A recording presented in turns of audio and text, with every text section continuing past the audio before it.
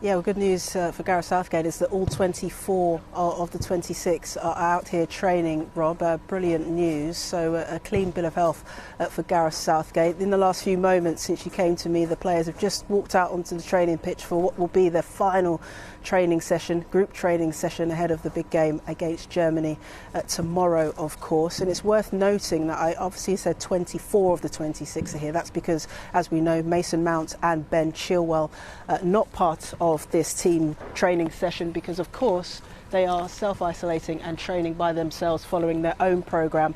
But, Robert, it is worth noting that all 26 of the squad took PCR tests yesterday. All of the results came back negative. And it's also worth noting that at no point during their self-isolation, Chilwell and Mount have tested positive for COVID.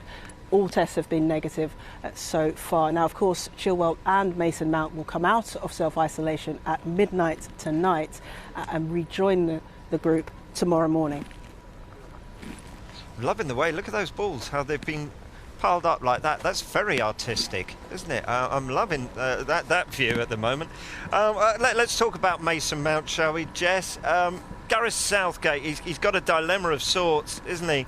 He's been in this isolation now. How risky is it to put him straight into a starting 11, would you say? Well, I think there's probably two ways of looking at this, Rob. Yes, Mason Mount has been in self-isolation now for over a week, so he would have missed shape work that the team have done. He would have missed quite key tactical sessions, and to be alone by yourself in isolation is quite mentally tough as well. But I did see him yesterday, and I expect to see him today as well, out on the fields here at St George's Park by himself, doing fitness work alongside the fitness coaches. And for a player like Mount, who plays for his club and his country week in, week out, you wouldn't expect him to lose match fitness from just missing one game. And I do know that he has been keeping in contact with his fellow players and with Gareth Southgate and the rest of the coaching staff via video call. So it shouldn't take him too long, Rob, to get up to speed with what tactics England are deciding to go with. He's been, of course, an ever-present part of the England side since he made his debut 18 months ago. So clearly, Gareth Southgate thinks very highly of Mason Mount. Usually, Southgate would have named his team this morning, the day before the game. And I just wonder, Rob, whether he might just hold back Southgate on naming the team before he's 100% sure whether or not Mason Mount can play any part in this fixture.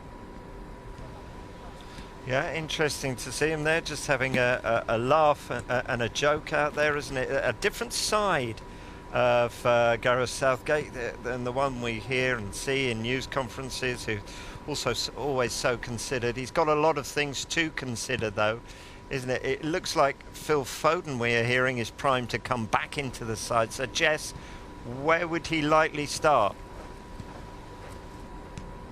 Yeah, there we can see Phil Foden there, warming up alongside Harry Kane and Jack Grealish. Can't really miss him, yeah, can you, with that blonde hair?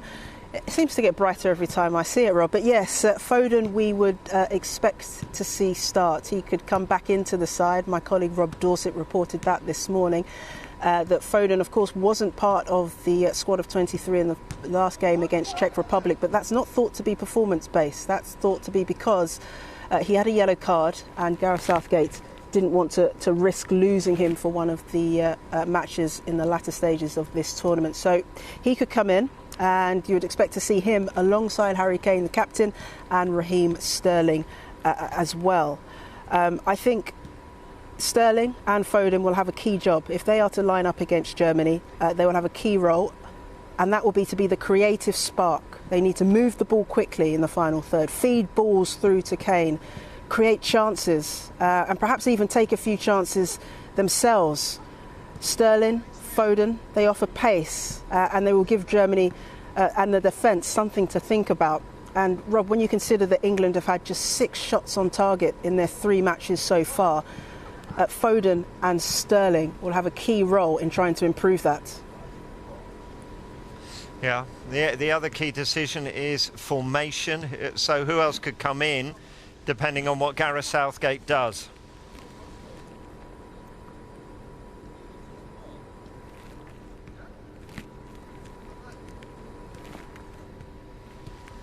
No, we seem to I think I have might lost have Jess there. lost contact. Oh, there with you go. there, You're back, Rob. Jess. So I'll carry on talking over these live pictures here coming in from St George's Park of this England training session. And we spoke about the attack there. We spoke about Foden and Sterling. But as well as that, I think there's key decisions for Gareth Southgate to make about his formation and his defensive lineup.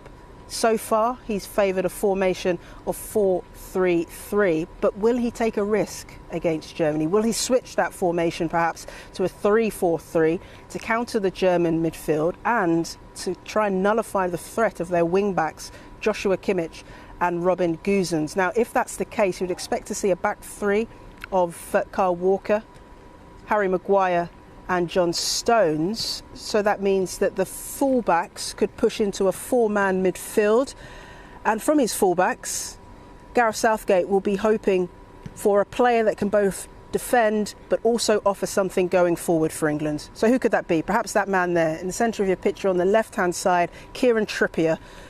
He's had a fantastic season with Atletico Madrid. His boss at Atletico, Simeone, has labelled him a defensive animal. Tells you all you need to know about his defensive capabilities, I guess. But a plus for Trippier is that he offers set pieces. He's a real threat for set pieces for England, and England are yet to capitalise on set pieces here at this tournament. So that could push Trippier up the pecking order in terms of Gareth Southgate's formation and tactical decisions ahead of this game against Germany. Who else could play on that left-hand side? Well, perhaps Luke Shaw. Luke Shaw has started at the last two games for England. He's also left-footed. Where is he? Can we pick him out in the crowd there? He's also left-footed, which is a plus because I think we've seen right-footed players play on the left side for England, and it can sometimes... There he is, Luke Shaw in the hat. It's raining here, so I'm not surprised he's in a hat. We've seen left-footed players, haven't we, on the right, on that side. Right-footed players on the left-hand side for England in the past, and it can sometimes be a bit awkward. Luke Shaw being left-footed, it would make it very comfortable for him. And of course, as he started the last two games for England, he could just slot into place as he slotted in before in previous games. There's also Bukayo Saka, just at the back of your shot there, with his hands on his hips, warming up. What a versatile player he has proved to be. This might be a way for Gareth Southgate to get Bukayo Saka into the side. If he's not in contention for one of the front three attacking spots, perhaps he could fit on the left-hand side of midfield. A man of the match performance against the Czech Republic. Such fearlessness in his performance in that last game, and England have really been lacking that so far in this tournament. And finally, on the right-hand side of that four-man midfield, we could see Reece James, who, again, another player in form, carrying momentum with him after a fantastic 3 weeks or so, winning the Champions League with his club, now coming to his first major tournament. There's Reece James there. Very solid defensively. We know that Gareth Southgate is a big fan of Reece James and his defensive capability. So those could be the options, Rob, if Gareth Southgate takes a risk, decides to switch up the formation to a 3-4-3. Those are the options he might have for his fullbacks in that four-man midfield.